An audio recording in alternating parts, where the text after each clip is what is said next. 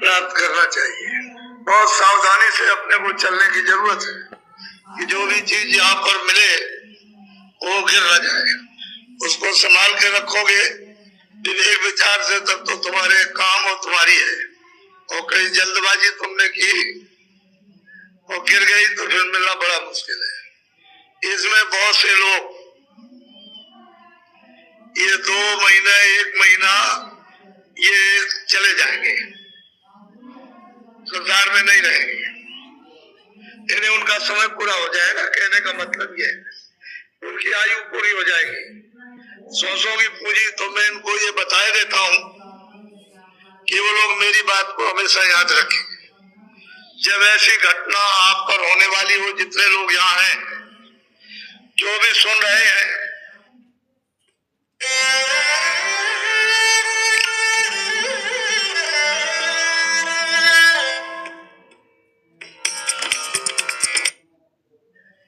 या जिन्होंने सुन लिया है वो बाहर भी है, अभी आने वाले हैं या चले गए।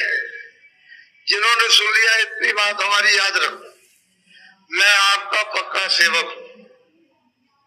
मुझे बिल्कुल पक्का सेवक समझिए आप, और कोई चीज मत समझिए। मैं सेवक हूं आपका, और पूरे तहे यानी वास्तविकता सत्यता से सेवा करना चाहता हूं।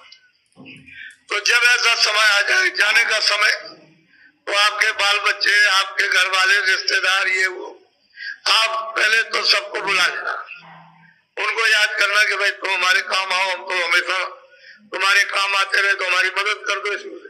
क्योंकि उस समय पर इतनी पीड़ा, इतना दर्द, इतना दुख होता है कि जो किताबें लिख नहीं सकती।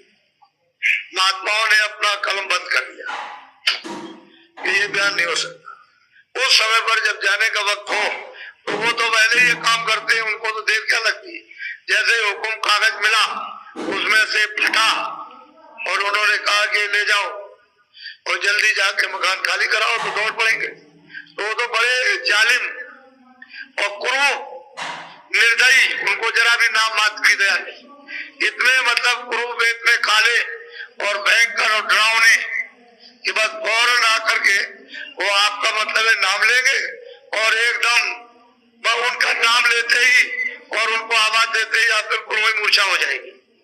तुरंत, इतनी देर भी नहीं लगेगी। ऐसे जैसे बिजली का बटन खोलते हो, उससे भी कम इतने समय में आपके ऊपर पहुंच जाएगी, और सट से आपको दबा लेंगे। बस न देखना है, न सुनना, न बोलना, न समझना, कुछ सब रास्ते काट देंगे। उस समय पर फिर वो कहेंगे मालिक का हुक्म हो गया, मकान खाली। तो बहुत पीड़ा, बहुत ही पीड़ा, अत्यंत, जैसे सागर का दुख टूट पड़ा। उस समय पर जब कोई आपकी बुलाना कि भाई कोई हमारी मदद कर दो, घर वाले, ये वो, भाई बंधु, कुटुंब, परिवार, बच्चे, स्त्री, पुरुष, या और कोई हो, देवी और देवता, सबको याद करना कि भाई मतलब है कि हम सबको याद करते हैं, इस मुसीबत में हमारी मदद करना। कोई ना है, हमारी बात कितनी याद रखना, हमने आपको नामदान दिया, अब मुझे तो अपना काम करना है कि आपको नामदान दिया, उसकी तो लाज रखनी, लेकिन तुमको भी तो कुछ चाहिए कम से कम, कि इतना तो कम से कम करो कि जब मतलब यह है कि जब कोई ना आए मदद करने के लिए उस पीड़ा दर्द में, और जाने का समय वो सब लिए जा रहे पकड़ करके, तो आप अंदर ही अंदर, बाहर से तो कुछ आवाज आएगी नहीं, न इधर देख सकते हो, न सुन सकते हो, न बोल सकते हो। तो अंदर ही अंदर याद रखना कि बाबा जी ने ये कहा था कि जब जाने का समय हो जाए और कोई मदद न करे, तो अंदर ही अंदर बोलना श्वास पर, जय गुरुदेव जय, क्या बोलोगे? बस इतनी बात याद रखना।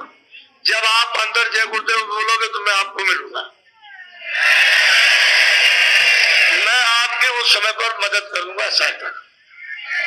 पहले उसको उस पीड़ा में आपके काम आऊंगा, जब कोई काम नहीं आएगा तो मैं आपके काम आऊंगा, मैं मदद करूंगा, आप उसको लेकिन इतना तो याद रखो, क्योंकि जय गुरुदेव नाम मेरा तो है नहीं, जय गुरुदेव नाम तो उसका है।